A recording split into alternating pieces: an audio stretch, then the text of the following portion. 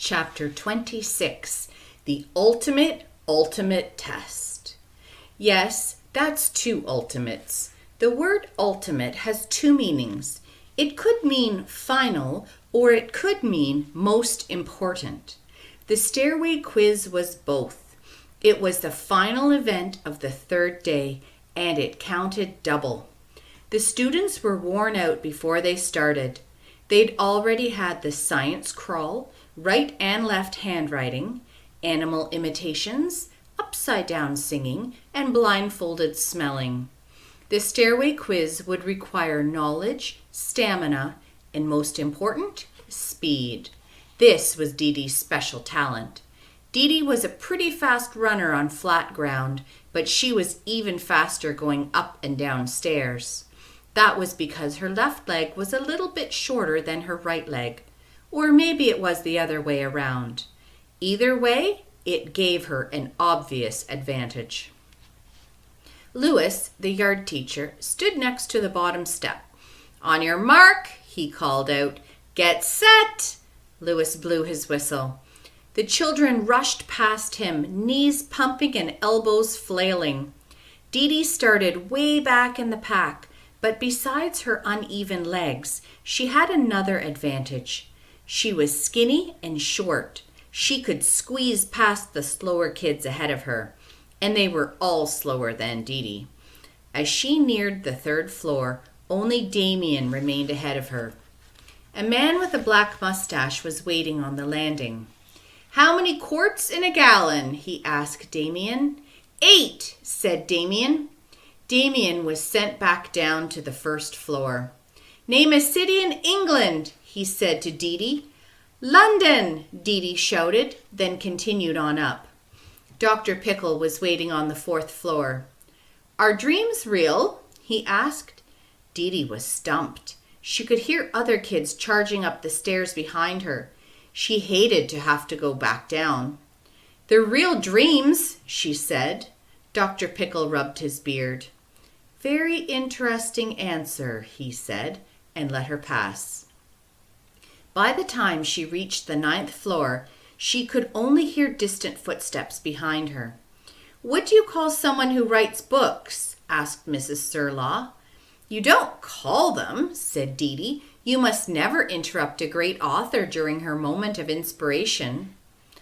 "I think you said the correct answer in there somewhere," the librarian decided. On the 12th floor, the man with the mustache was waiting again. Dee Dee wondered how he had gotten ahead of her. "Name the largest river in the United States." Dee Dee couldn't remember its name, but she knew how to spell it. "Mississippi."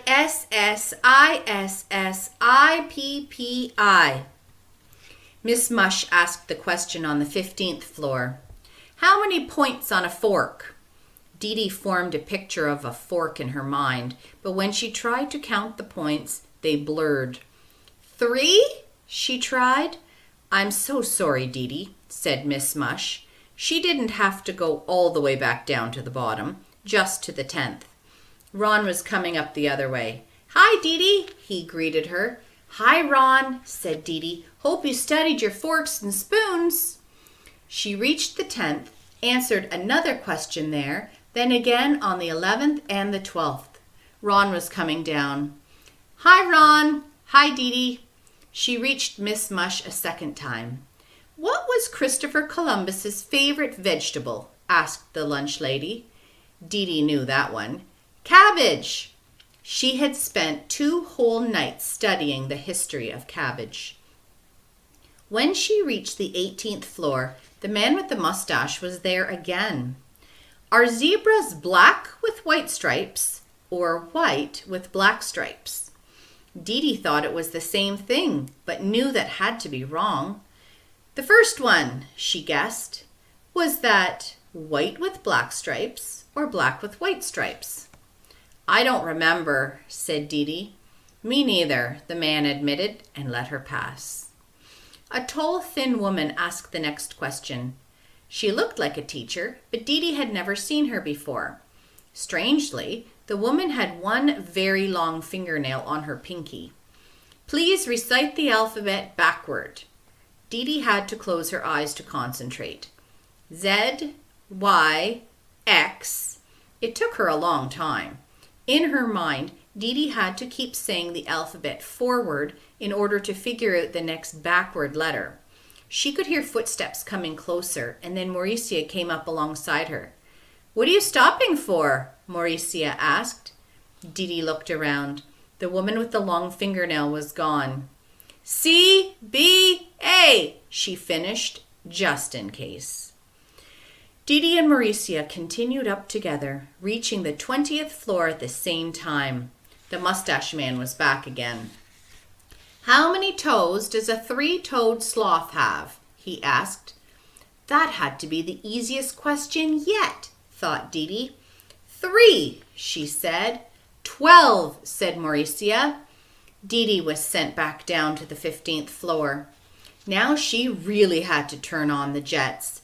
She leaped around and over the other kids on her way down, and then, using her uneven legs, she practically flew back up the stairs as she answered all the questions correctly. She shot past Mauricia between the 28th and 29th floors, answered a question about the different kinds of dirt, and then finally reached the top of the stairs where Mrs. Jules was waiting. "How many points on a fork?" Mrs. Jules asked. "I already had that question," Dee Dee said as she took several long, deep breaths. Her heart was pounding. "Good, then you know the answer." Once again, Dee Dee tried to picture a fork in her mind. It was either 3 or 4. 12, she declared, still confused about the sloth with its 3 toes and 4 feet. She trudged back down. "Hi, Dee Dee," said Mauricia on her way up. Dee Dee didn't say hi back.